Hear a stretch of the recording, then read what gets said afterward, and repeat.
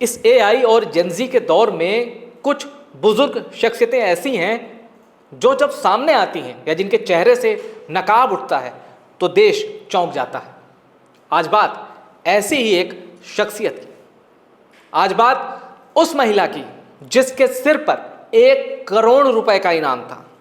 आज बात उस महिला की जिसका नाम सुनते ही 6 राज्यों की पुलिस फोर्स दौड़ा देती थी। आज बात उस महिला की जिसे कहा जाता था हिंदुस्तान की मोस्ट वांटेड महिला नक्सली।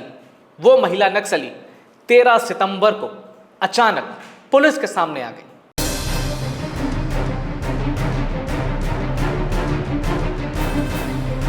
मेरे बगल में जो आप वीडियो देख रहे हैं वो पोतुला पद्मावती उर्फ सुजाता का है।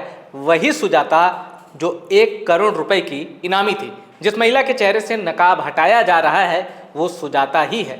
43 साल से सुजाता अंडरग्राउंड थी। 43 साल से उसे किसी पुलिस वाले ने नहीं देखा था। 43 साल बाद सुजाता तेलंगाना डीजीपी के सामने आती है और सरेंडर कर देती है। जिन चेहरों पर आतंक और दहशत की लकीरें होती थीं, अब वहां झुर्रियां पड़ चुकी थी। जिन हाथों में AK-47 जैसी असॉल्ट राइफल होती थी, अब वो हाथ कांप रहे थे। लेकिन सुजाता का इंट्रोडक्शन सिर्फ इतना भर नहीं है। सुजाता का एक खौफनाक अतीत रहा है और उस खौफनाक अतीत का अगर मेन चैप्टर आपको समझना है तो 14 साल पीछे जाना होगा, साल 2011 में। 24 नवंबर 2011 बंगाल झारखंड बॉर्डर। सीआरपीएफ की एक स्पेशल यूनिट है कोबरा, जिसका फुल फॉर्म होता है commando battalion for resolute action. इसके नाम से ही नक्सली कांपते हैं।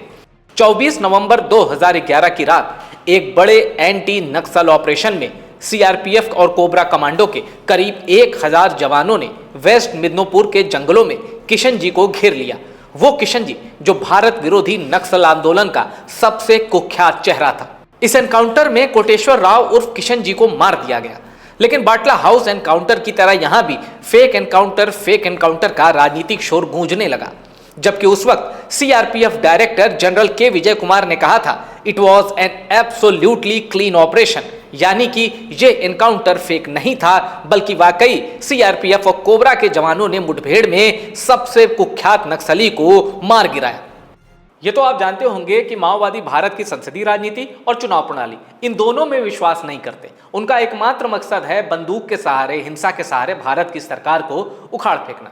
इसलिए जब कोटेश्वर राव उर्फ किशन जी को मारा गया, उसके बाद कई राजनीतिक दलों ने बवाल मचा दिया कि फेक एनकाउंटर है, उनको पकड़ के मारा गया। बंगाल में कई राजनीतिक संगठनों, वामपंथी दलों ने 2 दिन का बंद बुलाया। एक जाने माने कवि हैं वरवर राव, नक्सल विचारों से प्रभावित हैं और उनसे भी कई लोग प्रभावित हैं। वरवर राव ने कहा था कि कोटेश्वर राव उर्फ किशन जी को सुरक्षा बलों ने पकड़ के टॉर्चर किया, फिर मारा। अब ये जो राजनीतिक संगठन, ये जो वरवर राव जिस किशन जी उर्फ कोटेश्वर राव को बता रहे थे कि इसके साथ गलत किया सुरक्षा बलों ने, जरा उस किशन जी का भी परिचय जान लीजिए, उस कोटेश्वर राव को भी जान लीजिए कि उसके ऊपर क्या आरोप था। माओवादियों की छापामार सेना के कमांडर इन चीफ रहे किशन जी ने 2010 में पश्चिम बंगाल के सिल्दा कैंप पर हुए हमले की जिम्मेदारी ली थी। इस हमले में अर्धसैनिक बलों के 24 जवानों की हत्या कर दी गई थी। माओवादी किशन जी ने सत्ता और सुरक्षा बल दोनों को ललकारते हुए कहा था कि यह हमारा ऑपरेशन पीस हंट है, जो सरकार के ऑपरेशन ग्रीन हंट का जवाब है। अब मैं आपको कोटेश्वर राव उर्फ किशन जी की कहानी क्यों बता रहा हूं, क्यों मैंने शुरुआत की एक महिला से और फिर मैं पहुंच गया कोटेश्वर राव उर्फ किशन जी तक। क्योंकि पोतुला पद्मावती उर्फ सुजाता, जिसने तेलंगाना डीजीपी के सामने सरेंडर किया और जो 1 करोड़ की इनामी थी, वो किशन जी उर्फ कोटेश्वर राव की पत्नी है और माओवादियों की सेंट्रल कमेटी में शामिल इकलौती महिला थी। यानी बड़े ही साफ शब्दों में देश की सबसे कुख्यात महिला नक्सली थी सुजाता, जिसने तेलंगाना पुलिस के सामने सरेंडर किया।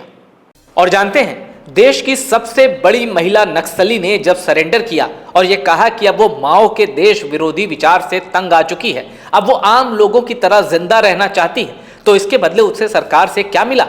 सरकार ने सुजाता को डिमांड ड्राफ्ट के जरिए 25 लाख रुपए दिए, वही रकम जो उस पर तेलंगाना सरकार की ओर से इनाम थी।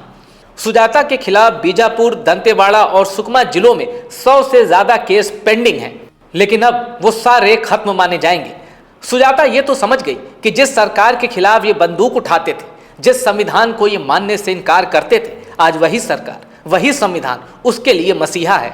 और शायद इसीलिए नक्सलियों के साथ 43 साल गुजारकर सुजाता को यह पता चल गया है कि भारत के खिलाफ बंदूक से और विचारों से नहीं लड़ा जा सकता, क्योंकि जीत हमेशा भारत की होगी, भारत के सुरक्षा बलों की होगी और वी द पीपल की होगी।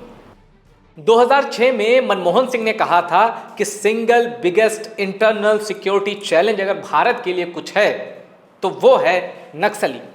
लेकिन नक्सलवाद के खिलाफ जो सबसे निर्णायक लड़ाई है वो लड़ी है अमित शाह ने।